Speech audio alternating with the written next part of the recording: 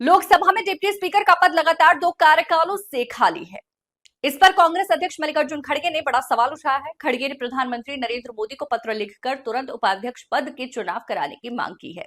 खड़गे की मांग, लोकसभा डिप्टी स्पीकर चुनाव तुरंत कराए जाए। लगातार 2 लोकसभा से डिप्टी स्पीकर पद खाली। खड़गे ने पीएम को लिखा पत्र।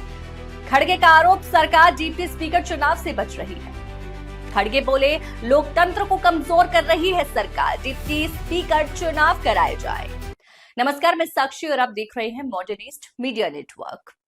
मल्लिकार्जुन खड़गे ने अपने पत्र में लिखा कि यह स्वतंत्र भारत के इतिहास में पहली बार हो रहा है जब लगातार 2 लोकसभा कार्यकालों में डिप्टी स्पीकर का पद खाली है। खड़गे ने कहा कि 17वीं लोकसभा में कोई डिप्टी स्पीकर नहीं चुना गया और 18वीं लोकसभा में भी यही स्थिति बनी हुई है, जो लोकतांत्रिक मूल्यों और संविधान के प्रावधानों के खिलाफ है। खड़गे ने संविधान के अनुच्छेद 93 का हवाला देते हुए लिखा कि लोकसभा अध्यक्ष और उपाध्यक्ष दोनों के चुनाव का स्पष्ट प्रावधान है। उन्होंने ये भी कहा कि डिप्टी स्पीकर का पद परंपरागत रूप से विपक्ष को दिया जाता है ताकि सदन में संतुलन और निष्पक्षता बनी रहे।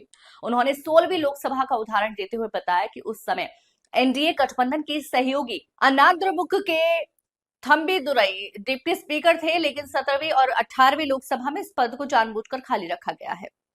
खड़गे ने सरकार पर आरोप लगाया कि विपक्ष को यह जिम्मेदारी देना नहीं चाहता। उन्होंने कहा कि संसद की गरिमा बनाए रखने के लिए बिना देरी के डिप्टी स्पीकर के चुनाव की प्रक्रिया शुरू की जानी चाहिए।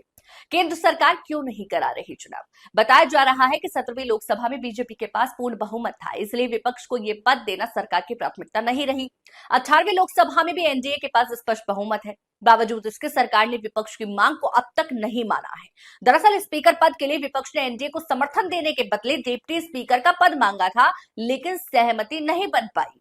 अब देखना होगा कि क्या प्रधानमंत्री मोदी विपक्ष की इस मांग पर विचार करते हैं या डिप्टी स्पीकर का पद एक बार फिर खाली रह जाएगा।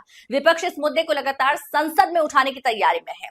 ताजा अपडेट के लिए देखते रहिए मॉडर्न ईस्ट मीडिया नेटवर्क।